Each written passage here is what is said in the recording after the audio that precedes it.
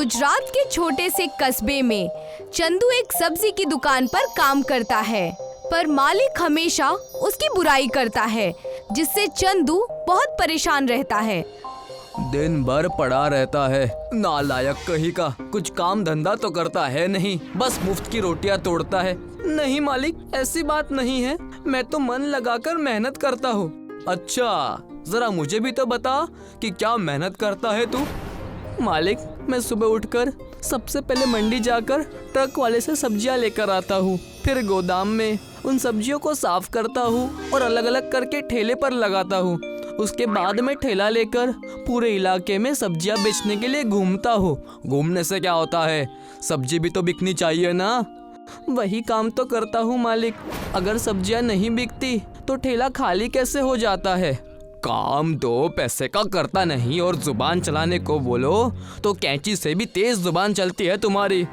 मैंने तो आपको वही बताया जो आपने पूछा। ठीक है, अब जाओ यहाँ से और अपना ठेला संभालो, नहीं तो आवारा जानवर सारी सब्जियां खा लेंगे और अगर ऐसा हुआ तो तुम्हारी इस महीने की तनख्वाह नहीं मिलेगी, समझे? चंदू कुछ नहीं कहता और चुपचाप वहाँ से चला जाता है। चंदू अपना ठेला लेता है और बिना नाश्ता किए ही सब्जियां बेचने के लिए निकल पड़ता है। सब्जियां ले लो, ताजी ताजी सब्जियां ले लो। ममता और सुनीता दोनों एक एक थैला लेकर चंदू से सब्जियां खरीदने के लिए घर से नीचे उतरती हैं। नमस्ते दीदी, कैसी हैं आप? मैं ठीक हूँ चंदू, तुम कैसे हो? अब क्या बताओ दीदी, मालिक हर बात पर डांटने लगते हैं। मैं तो ईमानदारी से अपना काम करता हूँ, दिन भर की सारी कमाई मालिक को दे देता हूँ, पर मालिक इस बात को समझते नहीं हैं। तभी पीछे से उसका मालिक आ जाता है और वो चंदू की बातें सुन लेता है। अच्छा, तो तू अब लोगों से मेरी बुराई भी करने लगा है। एक तो मैंने तुझ जैसे अनपढ़ गवार को अपने यहाँ काम पर रखा और तू लोगों से मेरी ही चुगलियाँ करता फिर रहा है। नहीं मालिक, मैं आपकी चुगली नहीं कर रहा था। अच्छा, तो तू अब सामने भी झूठ बोलने लगा है। मैंने अपने कानों से सुना है कि तू क्या बोल रहा था मेरे बारे में। जब सामने यह हाल है तो पीठ पीछे तू क्या क्या करता होगा। आज से मेरे घर मत आना और मेरा ये ठेला गोदाम में जमा कर देना। पर मालिक, मैंने पूरे महीने काम किया है, मेरी तनख्वाह तो दे दीजिए। पगार के बदले ये ठेला तू ही रख ले, मुझे नहीं चाहिए तेरा ये मनहूस ठेला और तुझे कोई पगार भी नहीं मिलेगी। मालिक वहाँ से चला जाता है और चंदू काम से निकलने की वजह से रोने लगता है। रो क्यों रहे हो चंदू? तुम्हें मालिक ने काम पर से निकाल दिया तो क्या हुआ, तुम अपना नया काम शुरू करो। वैसे भी किसी और के भरोसे कितने दिन तक जीते।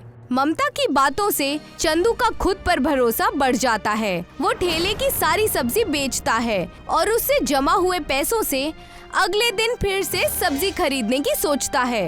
काम तो मैं कर लूंगा, पर रहूंगा कहाँ?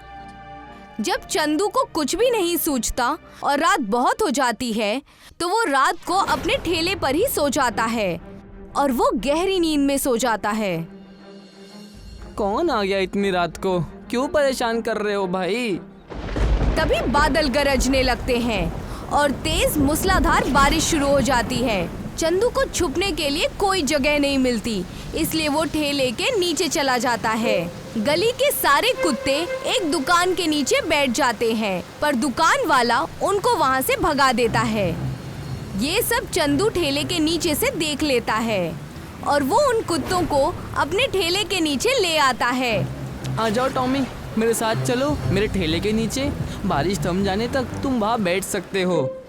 सभी कुत्ते चंदू के ठेले के नीचे चले आते हैं। चंदू देखता है कि एक बीमार बुजुर्ग कुत्ता ठंड से कांप रहा है।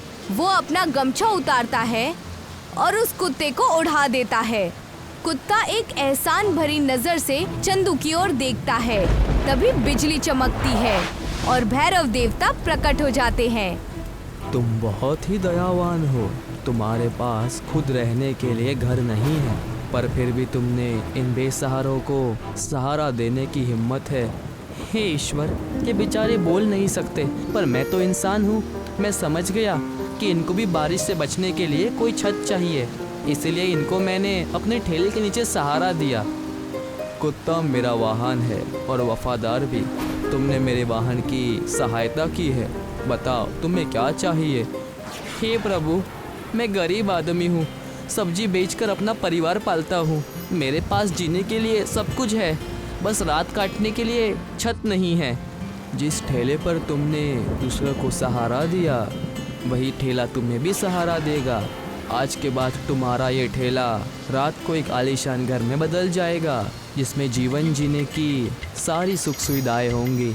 आपका बहुत बहुत धन्यवाद प्रभु, मैं इसके लिए आपका हमेशा आभारी रहूँगा। चंदू को वरदान देने के बाद भैरव देवता गायब हो जाते हैं और चंदू का ठेला एक आलीशान जादुई घर में तब्दील हो जाता है। चंदू सभी कुत्तों को लेकर उस घर के अंदर चला जाता है और वहाँ रखी रोटियाँ कुत्तों को खाने के लिए देता है। ये लो, रोटियाँ खा लो। सभी कुत्ते बड़ी खुशी से रोटियाँ खाने लगते हैं और चंदू खुद भी वहाँ रखा हुआ खाना खाता है और सोने के लिए चला जाता है।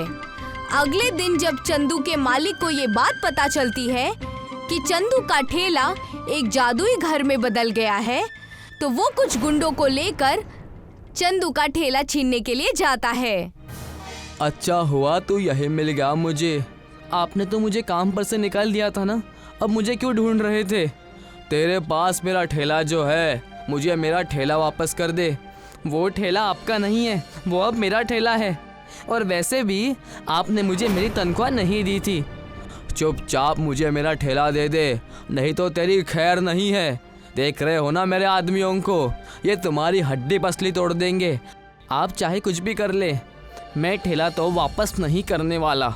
मालिक अपने आदमियों को चंदू को पीटने के लिए इशारा करता है। मालिक का हुक्म पाते ही सभी गुंडे चंदू को मारने के लिए लाठी लेकर आगे आते हैं। उनमें से एक आदमी चंदू को एक डंडा मारता है। ये तुम लोग ठीक नहीं कर रहे हो, तुम्हें इसकी सजा जरूर मिलेगी। वो गुंडे चंदू की बात नहीं सुनते और उसको पीटने लगते हैं।